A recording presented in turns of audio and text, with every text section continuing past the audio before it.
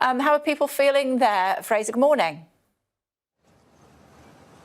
Good morning. Well, people are broadly in support of the striking rail workers. They say they totally understand their situation. They are disappointed that it's come to this, that there could potentially be a huge amount of disruption. The RMT union are calling it embarking on a sustained campaign of industrial action to shut down the railway system. So people do understand why they're doing that. We know that inflation is high. The RMT is saying that their members haven't had a pay rise for the last 3 years. Their pay is effectively been frozen, and a lot of people have sympathy with that. Just how much sympathy they will continue to have once the disruption starts. Of course, we've seen disruption on the airlines in the last few weeks. That's caused chaos, and there is going to be obviously disruption on the rail network now. Just some of the events that might be impacted by this, some of the main events that might be impacted by this. The Glastonbury Festival is on that week. There's a test match in Headingley and Leeds, just over the Pennines from here. The British Athletics Championships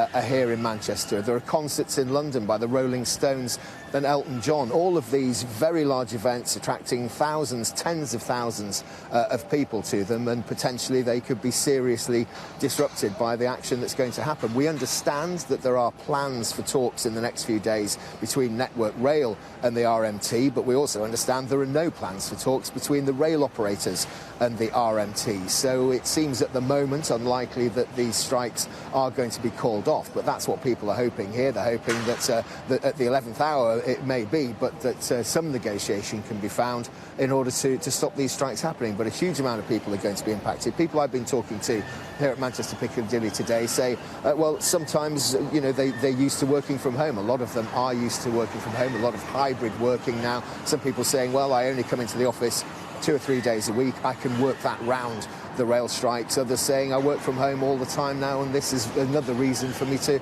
avoid coming into work and to continue working from home. And that's what the government are worried about. At the moment, the costs involved in running the railways are at 100%, but the number of users is down to 75% of pre-COVID levels as people adapt to new ways of working and don't need the railway system as much as they used to. The government are worried that strike action like this could push people away from using trains altogether, and that will make it even harder to balance the books. They've given the rail industry something like £16 billion throughout the pandemic to prop them up, and they say that they simply can't afford to do that anymore. The RMT say it's about jobs, it's about job security, pensions, working conditions, and finances as well. So it's a three-pronged approach. They're worried about terms, conditions, pay and jobs. They say that they've had no guarantees that there won't be any compulsory redundancies while this cash-saving operation goes on. £2 billion less going into the industry from the government, and that they've been left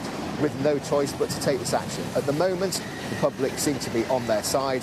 It remains to be seen how long that is the case once the strike action starts. OK, for now, thank you.